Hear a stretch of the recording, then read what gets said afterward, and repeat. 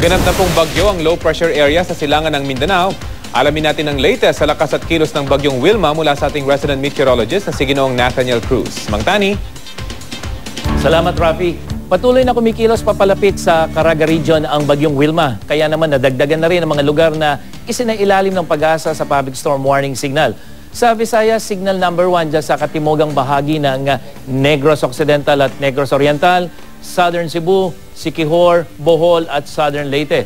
At sa Mindanao, signal number 1 din sa Dinagat Island, Surigao del Norte kasama ang Siargao Island, Surigao del Sur, Agusan del Norte, Agusan del Sur, Misamis Oriental, Misamis Occidental, Camiguin Island at hilagang bahagi ng Zamboanga del Norte.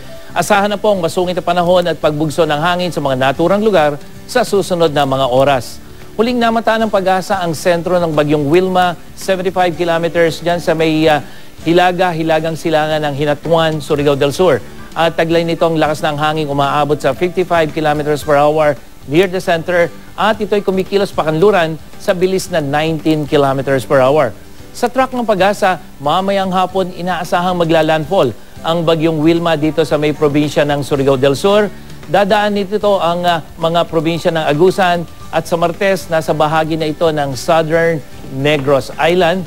At sa Miyerkules, posibleng tutumbukin nito ang Puerto Princesa dyan sa Palawan at inaasahang lalabas na ito ng PAR sa araw ng Huwebes. Yan ay kung hindi magbabago yung kanyang direksyon at bilis. At base naman sa track ng Weather Central, hindi na ito inaasahang lalakas pa habang dinaraanan itong ilang lalawigan dyan sa may Caraga Region at sa may malapit sa Zamboanga Peninsula.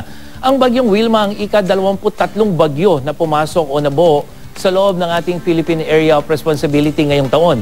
Lagpas na nga ito sa average na 20 bagyong inaasahan natin taon-taon at ngayong buwan ng Nobyembre hanggang sa Disyembre ay inaasahan pa rin natin na posibleng 2 hanggang 3 bagyo pa ang papasok o mabubuo dito sa loob ng ating PAR. Katunayan, mayroon pang isang bagyong namataan dyan sa may Pacific Ocean at yan ay nasa labas ng PAR. At sa datos ng Weather Central, nagbabanta rin itong pumasok dito sa PAR sa darating na Huwebes at kung sakali ay tatawagin itong bagyong Yolanda. May posibilidad din itong maglandfall kaya patuloy nating babantayan ito. Ngayong Lunes, magdadala ng malakas na ulan ng bagyo sa may mga lugar na mayroong storm warning signal sabang hanggang katamtamang ulan naman ang daladala ng Intertropical Convergence Zone sa iba pang bahagi ng Mindanao ayon sa pag-asa. At bukod sa mga pagulan, magiging makulimlim din ang papawirin sa malaking bahagi nito base naman sa datos ng Weather Central.